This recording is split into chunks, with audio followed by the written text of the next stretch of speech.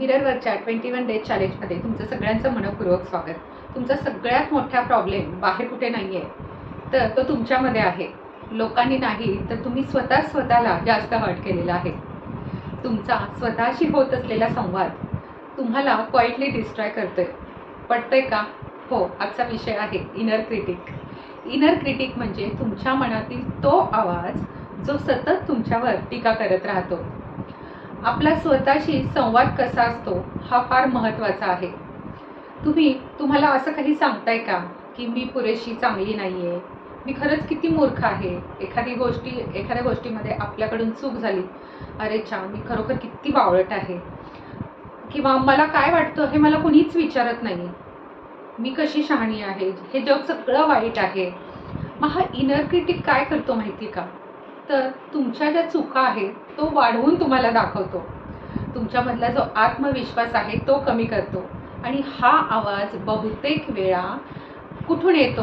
तर लहानपणापासून आत्तापर्यंत आपल्याला जे काही अनुभव आलेले असतात त्या अनुभवातून येतो, किंवा आपल्याला आपल्या घरातील इतर बाहेरच्या लोकांनी किंवा मित्रमंडळींनी, सहकार्यांनी जी कुणी टीका केलेली असते त्या टीकेतून हा इनर क्रिटिक येतो, किंवा समाजातील काही लोकांच्या काही अपेक्षा असतात आपल्याकडून, त्या अपेक्षातून हा इनर क्रिटिक तयार होतो.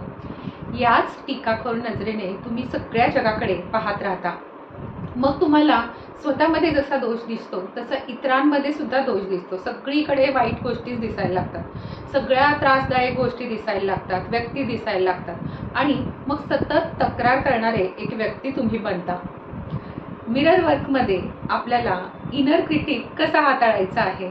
मिरर वर्क म्हणजे आरशामध्ये स्वतःकडे पाहून स्वतःशी बोलणे, आणि ते सुद्धा प्रेमाने बोलणे. हा इनर क्रिटिक शांत करण्यासाठी मिरर वर्क हे खूप प्रभावी मानले जाते. यामध्ये तुमच्या नकारात्मक आत्मसंवादाची, टीकाखोरपणाच्या सवयीची तुम्हाला जाणीव होते. तर या 21 दिवसाच्या चॅलेंजमध्ये आजचा विषय आहे इनर क्रिटिक. म्हणजे आपण स्वतःवर जी काही टीका करतो, स्वतःचा जो संवाद असतो तो आपल्याला आजपासून सुधारायचा आहे. तर आज आपल्याला या चॅलेंजमध्ये काय करायचं आहे? आपल्यामधला इनर क्रिटिक आपल्याला ओळखायचा आहे. आरशामध्ये स्वतःकडे बघून स्वतःला विचारा बरं की मी स्वतःबद्दल काय काय निगेटिव्ह बोलते. माझ्या मनामध्ये स्वतःबद्दल नक्की कोणकोणती नकारात्मक वाक्य येतात. मग त्या इनर क्रिटिकला आपण एक नाव देऊया, निगेटिव्ह व्हॉइस. अशा प्रकारे आपण नाव देऊ शकतो.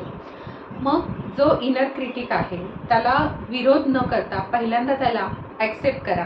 ॲक्सेप्ट केल्यानंतर तुमच्या विचारांबद्दल सजग राहा, आणि त्या थॉटला तुम्ही रिप्लेस करायची एक टेक्निक मी तुम्हाला सांगते. म्हणजे निगेटिव्ह विचार तुमच्या मनामध्ये आले ना, तर त्याच्या बदल्यामध्ये तुम्ही तिथे पॉझिटिव्ह विचार आपण करायचे आहेत.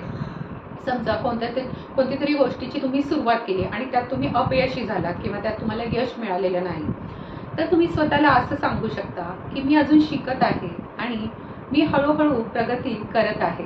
म्हणजे अपयश ही यशाची पहिली पायरी असते. त्यामुळे स्वतःशी संवाद कसा असला पाहिजे? ठीक आहे, इट्स ओके, आत्ता यश मिळालं नाही तर काय झालं, पण यातून मी शिकले आहे, आणि यातून मी आणखी प्रगती करत राहीन. किंवा पॉझिटिव्ह अफर्मेशन आपण स्वतःला देऊ शकतो. आरशात बघून आपण स्वतःला रोज सांगू शकतो की मी तुझ्यावर किंवा मी स्वतःवर प्रेम करते. मी माझ्या ज्या काही चुका आहेत त्या सगळ्या मी स्वीकारते. मी जशी आहे तशी पुरेशी आहे. मला स्वतःवर प्रेम करायला परवानगी आहे. मी प्रेम आणि आदरासाठी योग्य आहे. तुमच्यामधला हा निगेटिव्ह जो थॉट असतो तो शांत करण्यासाठी काही अफर्मेशन आता आपण बघूया. माझे सगळेच विचार काही बरोबर असतील असे नाही, म्हणजे सगळेच विचार आपले काही खरे नसतात. मी माझ्या इनर क्रिटिकपेक्षा अधिक शक्तिशाली आहे. मी स्वतःशी बोलताना नेहमी सौम्यपणे आणि दयाळूपणे बोलते. अशा पद्धतीने आपल्याला एका लहान मुलाशी आपण जसं बोलतो तसं स्वतःशी बोलताना शांतपणे, व्यवस्थितपणे, सौम्य आवाजामध्ये बोलायचं आहे. तुमचं कॉन्फिडन्स वाढवण्यासाठी काय तुम्ही आणखी अफर्मेशन देऊ शकता? तर मी दररोज माझ्यामध्ये सुधारणा करत आहे. मी माझ्यामधल्या क्षमतेवर विश्वास ठेवते. मी माझ्यासमोर कोणतेही आव्हानं आली तर त्याला सामोरी जाऊ शकते. किंवा स्वतःशी मी मगाशी सांगितलं तसं आपण दयाळूपणे आपल्याला बोलायचं आहे. आपण स्वतःला सांगू शकतो की चुका करणं म्हणजे माणूस आहे म्हटल्यावर त्याच्या हातून चुका होणारच, त्यामुळे या चुका मी ॲक्सेप्ट करते आणि मी स्वतःला माफ करते. मी स्वतःची एक चांगली मैत्रीण आहे, मी शत्रू नाही. मी स्वतःशी प्रेमाने वागते. तसंच भूतकाळातील काही घडलेल्या जर घटना असतील, गोष्टी असतील ज्या तुमच्या मनातून जात नसतील, तर त्यासाठी तुम्ही असं अफर्मेशन घेऊ शकता की मी भूतकाळातील सर्व काही नकारात्मक गोष्टी आहेत त्या सोडून देत आहे आणि मी स्वतःला हील करण्यासाठी वेळ देत आहे. मी शांत आहे, मी सुरक्षित आहे. तसेच आज या अफर्मेशन बरोबर आजच्या डे 7 इनर क्रिटिक्ससाठी तुम्हाला जर्नलिंग करायचं आहे. तुम्हाला डायरीमध्ये अशा 5 गोष्टी लिहायच्या आहेत ज्याबद्दल तुम्ही स्वतःला नेहमी दोष देता. की अशा प्रकारे उदाहरण मी सांगते की मी त्यावेळी योग्य निर्णय घ्यायला हवा होता, मी लोकांना खुश ठेवू शकत नाही, किंवा मी माझं करिअर त्यावेळेस असं निवडायला हवं होतं, मग मी इथे असले असते. आणि त्याचबरोबर तुम्ही तिथे तारीखसुद्धा लिहा, म्हणजे कधीपासून तुम्ही स्वतःला अशा काही गोष्टींमध्ये दोष देत आहात. म्हणजे साधारणतः 2018 पासून किंवा कॉलेजच्या काळापासून मी स्वतःशी बोलताना अशा पद्धतीनेच बोलते, किंवा काही वर्षापासून.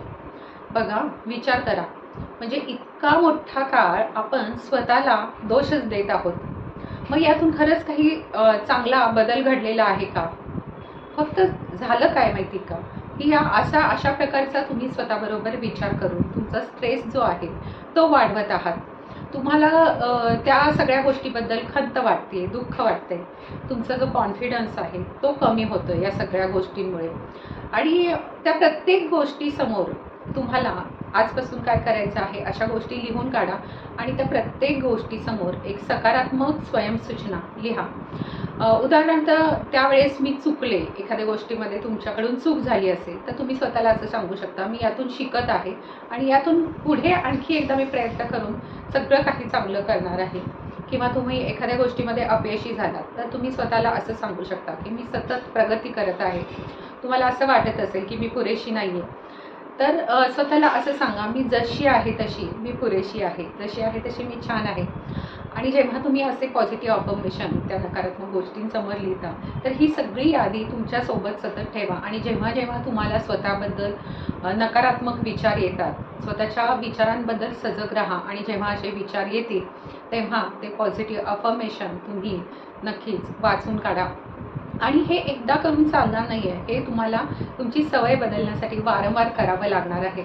कारण रिपिटेशन केल्यामुळंच आपलं मन बदलतं आणि हे सतत केल्यामुळे तुमच्यामध्ये बदल घडायला लागेल आणि तुमचा इनर क्रिटिक जो आहे तो पॉझिटिव्हमध्ये बदलायला सुरुवात होईल.